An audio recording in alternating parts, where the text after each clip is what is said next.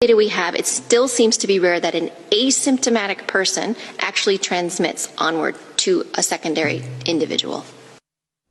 I didn't quite get that. Can I hear that one more time? I'm serious. I could not tell what you just said.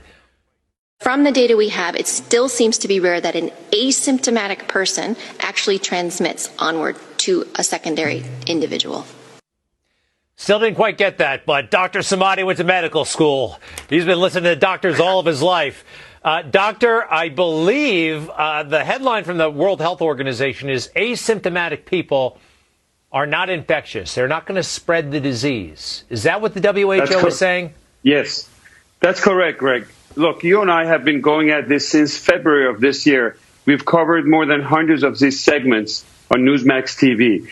The most important segment about what we're going to be talking about COVID is probably tonight, because they're taking a 360-degree turn, and WHO is announcing, and this is a big news, that asymptomatic people out there are not contagious. Remember, because we didn't know who would be passing this virus or not, we made everybody do something called social distancing. This is a new word that you've heard of it, and it came to our life a few months ago. We made everybody across the board to wear masks. At the beginning, we said if you have symptoms, you wear the mask to protect others, and then we gave in because CDC and everybody kept changing back and forth. We also made everybody to go for testing. We need 300 million tests the next day, or else we cannot reopen our country. And guess what?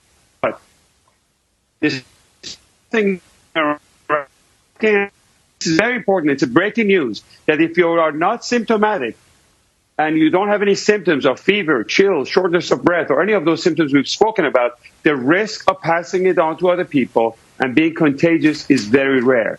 And studies like this comes from a very accurate tracing in countries like Singapore, contact tracing, and it's too bad that these researchers are not, the papers are not making it to Lancet, and mainstream media is not covering to the extent. This is probably one of the biggest news that we've had since coronavirus outbreak. It's good news. That means really we can visit people that we weren't able to visit. You know, you didn't want to go around somebody of a certain age because you could be carrying it without knowing it. This is good stuff. Thank you for that, Doctor. Right.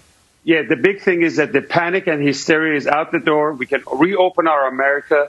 40 million people have lost their job as a result of this scientific data that was wrong. This is very big news for the country, Greg. Dr. Samadi, I like it. And for the world, you know what? It's a pandemic all over the world.